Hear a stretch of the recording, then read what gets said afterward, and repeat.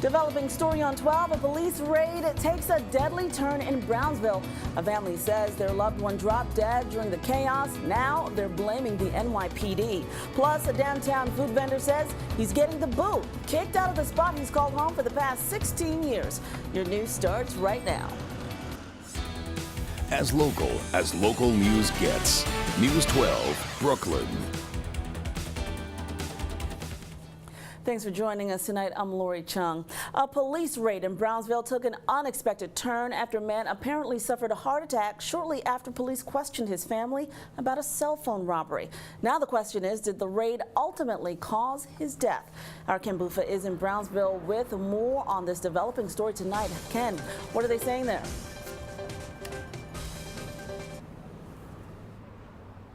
Neighbors say that police were knocking on doors asking people about a cell phone robber. One of the people they asked was 43-year-old Carlos Alces. Shortly after questioning, family describes Alces as having a heart attack and dying. Now the father of 8, according to the family, says that he answered the door with his 2 sons. Police questioned him and left. Shortly after police moved on, they were called back to the apartment because Alces had collapsed. Now the question was, is this the sudden shock of the police raid that caused this death? One neighbor who often played dominoes with the Haitians says that quiet guys like Alces aren't used to trouble and that tense situations like a police raid could have triggered this heart attack. That's the problem, because when they come to the police, some Haitians, they don't deal with police. You understand what I mean? That's why maybe something like that happened to him, because it's not the type of guys deal with this kind of stuff. That's the problem with him.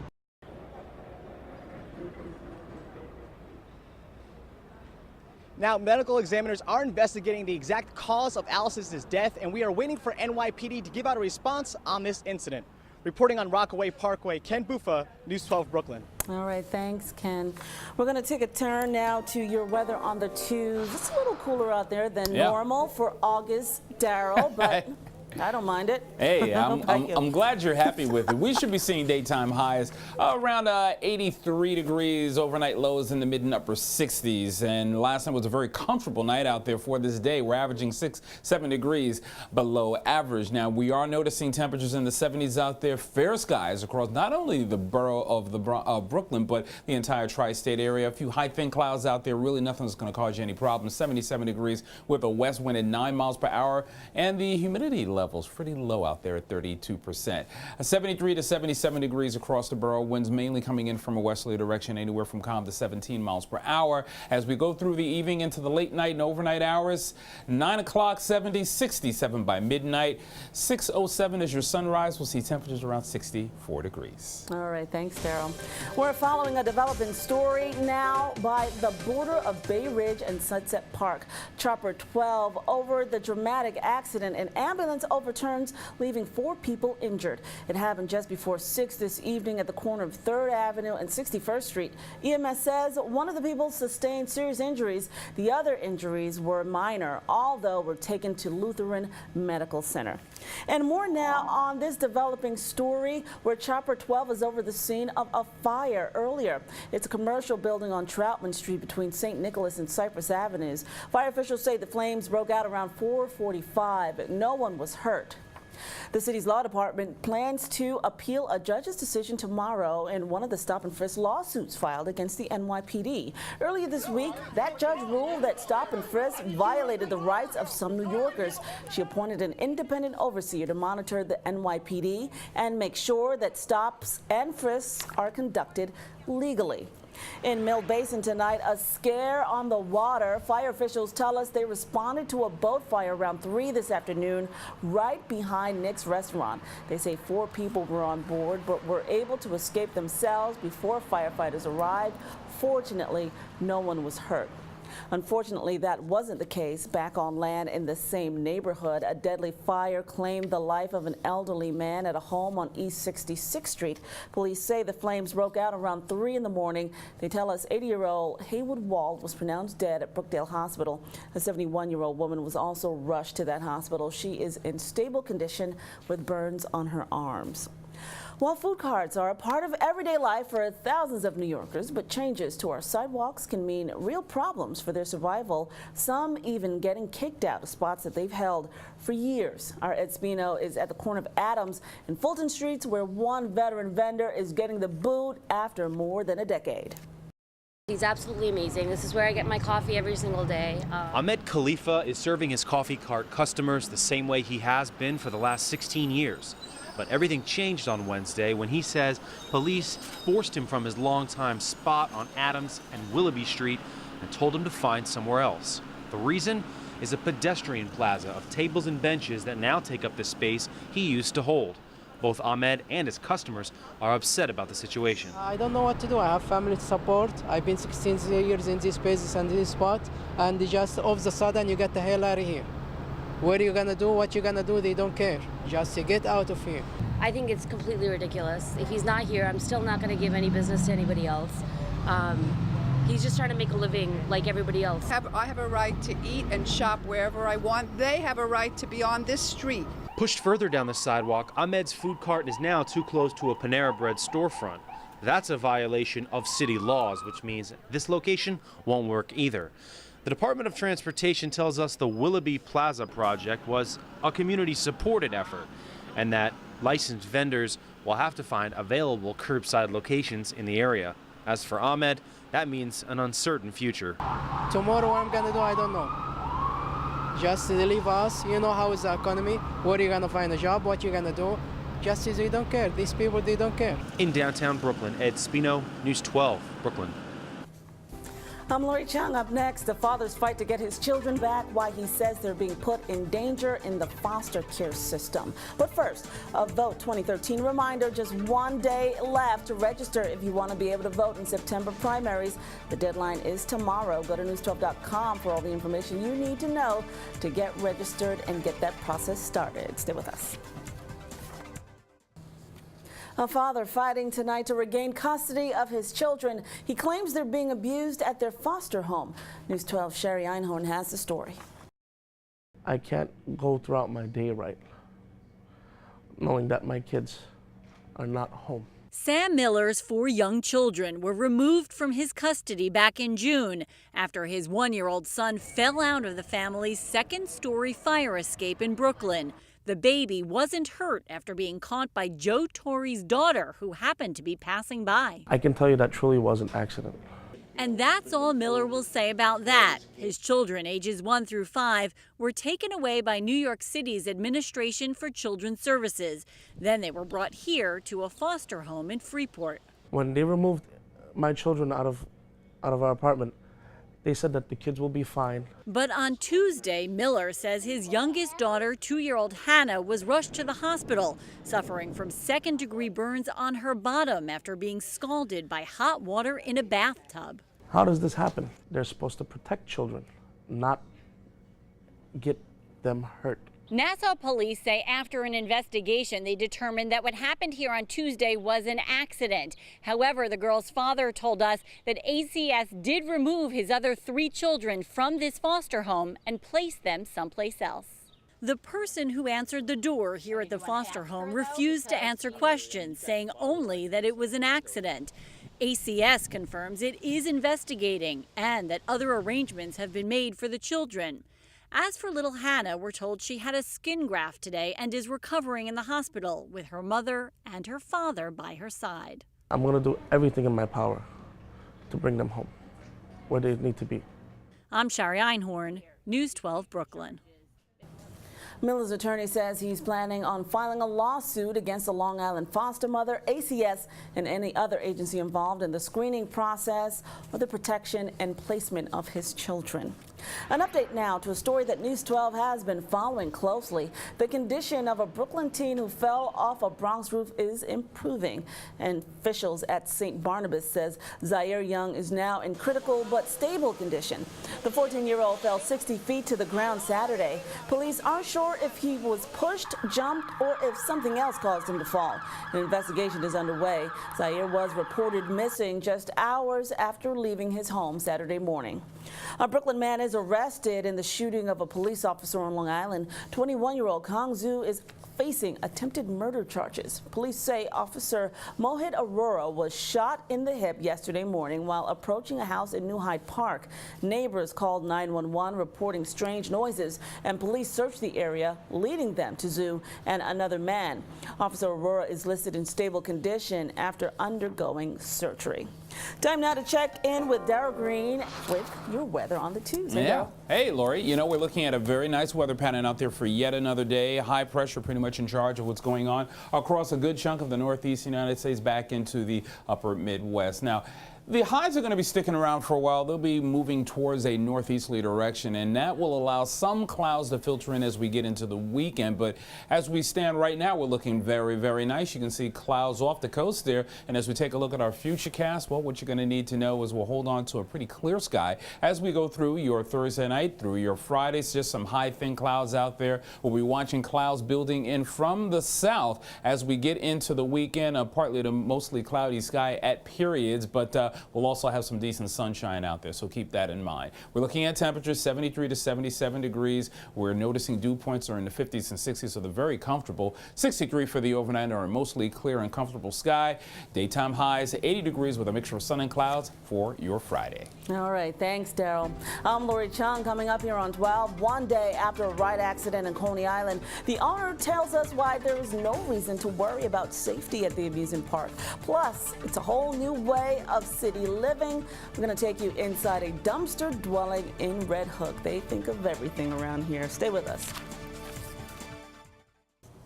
Coney Island visitors are expressing concerns about safety one day after a 5-year-old boy fell from the Sea Serpent ride inside Dino's Wonder Wheel amusement park. But the park's owner says there's no reason to worry.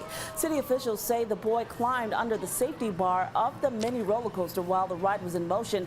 He fell and his leg got pinned between the car and the racks. The conductor stopped the ride immediately. That child was taken to Bellevue Hospital, where he is expected to be okay, but visitors say more safety precautions need to be taken. I guess they should see how new the rides are and maybe like reviews from people, check, what kind of experience they've had, maybe some of like the safety features. Dino's owner says the Sea Serpent ride is 15 years old, and this was the first accident. The ride passed a safety inspection from both the city and the park's insurance company last month. Park employees also inspect the rides daily before opening. Building department officials say their initial investigation found no defects with the ride. But that brings us to our question of the day. We want to know if you're concerned about amusement park ride safety. You can let us know at news12.com or head to channel 612 on Optimum TV to cast your vote. You can also share your thoughts about the ride accident or any story you see here on News 12 on our Facebook page. Just search for News 12 Brooklyn and leave us your comments there. Now to a violent cell phone robbery at a Brighton Beach subway station. Police say 2 suspects attacked a 60-year-old man yesterday afternoon at the Ocean Parkway Q train station and then ran off with his phone. These are the guys that police want you to look out for. Officers say they grabbed the victim by the legs and then threw him onto the stairs. Then they kicked and punched him. We're told he was taken to Coney Island Hospital and doctors treated him for minor injuries. Just about 10 blocks away, police are investigating a burglary at 1023 Brighton Beach Avenue. They say a man stole a safe early Monday morning. Investigators say this brazen burglar actually got in through a hole in the wall. They tell us he's a white man wearing a do-rag and during that break-in. If you have any information about the burglary or the subway station robbery, you can call Crime Stoppers at 1-800-577-TIPS.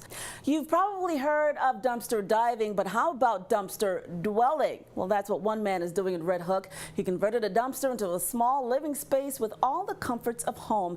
News 12's Kenneth Vernon takes us on a tour. Gregory Klein's home is a dump. There's a lot of versatility to it, and it's cozy. Well, it's actually a dumpster.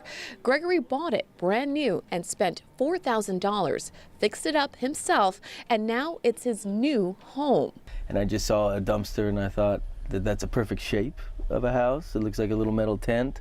Gregory took us on a short tour of his place. So here we have the pantry and the refrigerator, a little cooler. Though small, 6 feet by 6 feet, it's got the comforts of a full-sized house with a kitchen. We got a single burner, 15,000 BTU, A little sink. Sleeping area, shower, electricity, and even a toilet.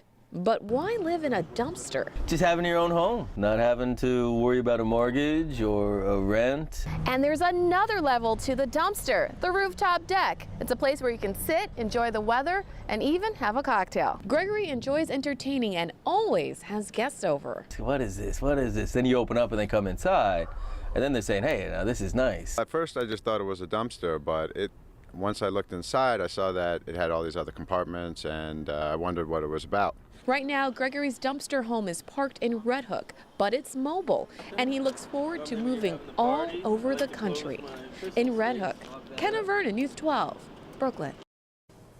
What people will do to own real estate in this city. I'm Lori Chung, and I hate to say it, but the first day of school is right around the corner. Brooklyn families need to start thinking about free and reduced school lunches. We'll tell you about the changes in the program coming up. Plus, the Yankees been scoring plenty of runs recently, but they are looking to continue that this afternoon. We're going to have highlights in sports, plus your weather on the tubes. Yeah, well, maybe you're thinking about taking a 3-day weekend. Weather's going to be very, very nice out there if you're going to be going out to the area waters on Fridays. We're not looking at any advisories, but there's a very high UV index. In less than 2 minutes, we'll have your 7-day forecast. Another developing story now. Chopper 12 catching this crazy scene. This crash in Seagate that injured 2 people. This SUV flipped over onto the side of this home at 3768 Surf Avenue. First responders say one person was critically injured in the crash and rushed to Coney Island Hospital. The other person has serious injuries and was transported to Lutheran Medical Center.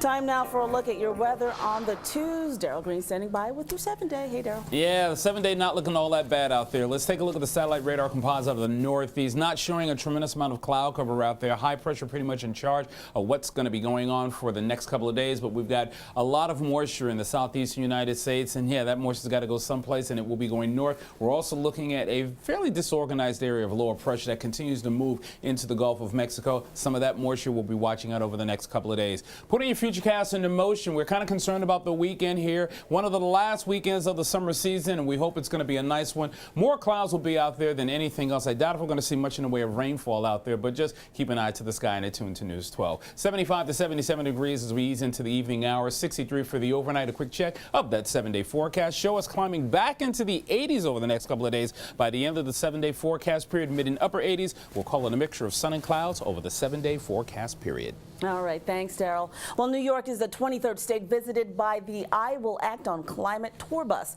It's making stops around the country, bringing awareness about climate change. News 12's Nicole Ryan reports from Coney Island. Business owner Jimmy Kokotis says the images of Coney Island after Superstorm Sandy will never leave his mind. The sand was about 3.5 to 4 feet high in certain parts of the boardwalk.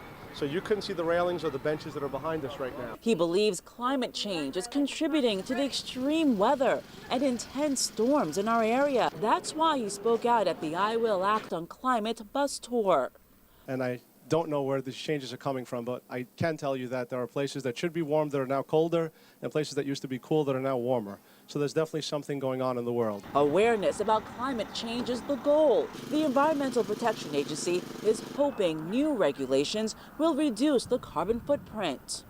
The Environmental Protection Agency also will be proposing regulations in the future that will require significant reductions in carbon pollution coming out of the smokestacks of power plants. Some aren't so sure about climate change. They say the weather has always been unpredictable.